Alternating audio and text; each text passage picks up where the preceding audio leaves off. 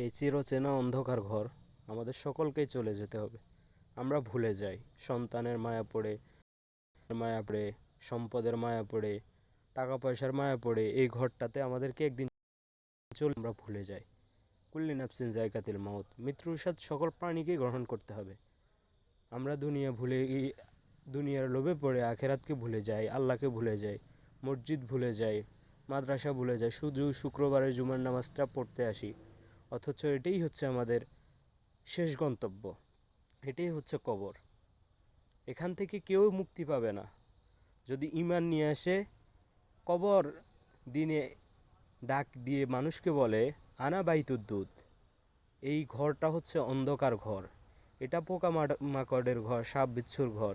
এখান থেকে তোমরা শিক্ষা নাও, তোমাদের অপর ভাই চলে গেছে, তোমরা এখান থেকে শিক্ষা গ্রহণ করো। আমরা ভুলে যাই, আমরা মানুষ ভুলে যাই।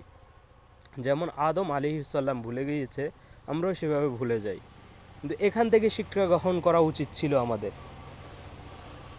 কবর ডাক দিয়ে আমাদেরকে বলে তোমরা এখানে আসো, ঈমান নিয়ে, আমল নিয়ে আসো, নামাজ নিয়ে আসো, রোজা নিয়ে আসো, কোরআন নিয়ে আসো। যদি আসো, ঈমান নিয়ে আসো, তাহলে তোমার মুক্তির ফয়সালা এখানে হয়ে যাবে।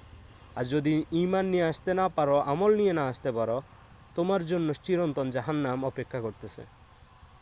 সো আমার কথাগুলো সবাই বোঝার চেষ্টা করবেন, আমল করার চেষ্টা করবেন, নেক আমল নিয়ে কবরে যাওয়ার চেষ্টা করুন।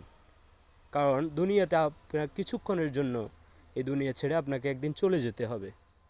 এখানে আমাদের প্রিয় মানুষজন শুয়ে আছে এই অন্ধকার ঘরে, আমাদেরকেও একদিন চলে যেতে হবে।